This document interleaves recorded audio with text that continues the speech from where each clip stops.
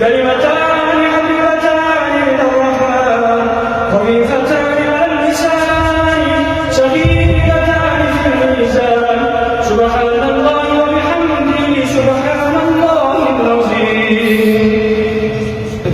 بسم الله الرحمن الرحيم. الحمد لله رب العالمين والصلاة والسلام على سيد الأنبياء والمرسلين وعلى آله وصحبه أجمعين. أما بعد فإن أصدق الحديث كتاب الله وأحسن الهدي هدي محمد صلى الله عليه وسلم وخير الأمور عوازمها وشر الأمور محدثاتها وكل محدثة بدعة وكل بدعة ضلالة وكل ضلالة في النار. قال عبد الله بن المبارك رحمه الله تعالى: الإسناد من الدين ولولا الإسناد لقال من شاء ما شاء. رواه مسلم.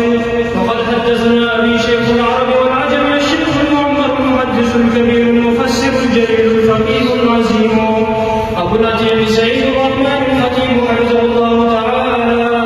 قال حدثنا محمد بن عيسى الكاندي رحمه الله تعالى.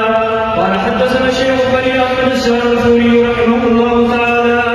قال حدثنا الشيخ رشيد أحمد الجنجوني رحمه الله تعالى عن الشيخ الشاهد الغني رحمه الله تعالى عن الشيخ الشاه إسحاق رحمه الله تعالى عن الشيخ الشاه عبد العزيز رحمه الله تعالى عن الشيخ الشاه ولي الله الدهلوي رحمه الله تعالى عن الشيخ أبي الطاهر المدني رحمه الله تعالى عن أبي الشيخ إبراهيم البهدي رحمه الله تعالى. قال حدثنا الشيخ المزاحي رحمه الله تعالى عن الشيخ شهاب بن السوسي رحمه الله تعالى عن الشيخ البيتي رحمه الله تعالى عن الشيخ زيد زكريا رحمه الله تعالى عن الشيخ عزي عبد الرحيم رحمه الله تعالى عن الشيخ عمر المرادي رحمه الله تعالى.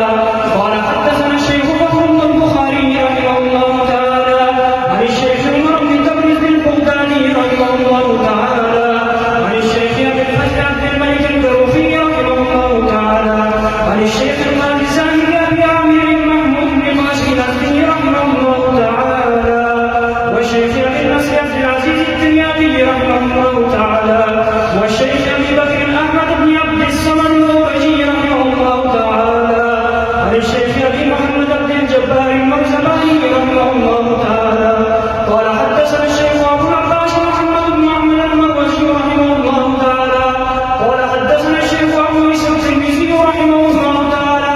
قال حدثنا الشيخ محمد بن اسماعيل البخاري رحمه الله تعالى وبالسند المتصل منا الى الامام الامام الحافظ الحجه الامير المؤمنين في الحديث ابي عبد الله محمد بن اسماعيل بن ابراهيم بن المغيرة بن بردزبة الجوفي اليماني البخاري رحمه الله تعالى انه قال: باب قول الله تعالى: ونزع الموازين القسط ليوم القيامه وان اعمال بني ادم وقولهم يوزنون. وقال مجاهد رحمه الله تعالى: القسطاس والقسطاس والعدل الرومية. ويقال: القسط مصدر مقصد والعادل واما القاصد فهو الجائر.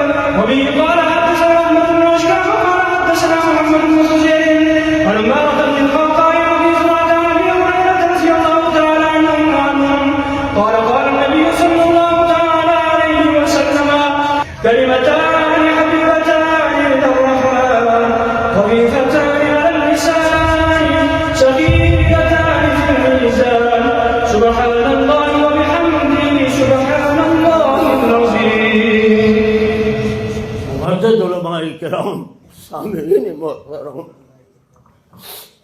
خمخار کے مغلی گیایو دا سالمو دنیا ٹولا لس جنورا دیتا گورا دمارورا دا اس ندا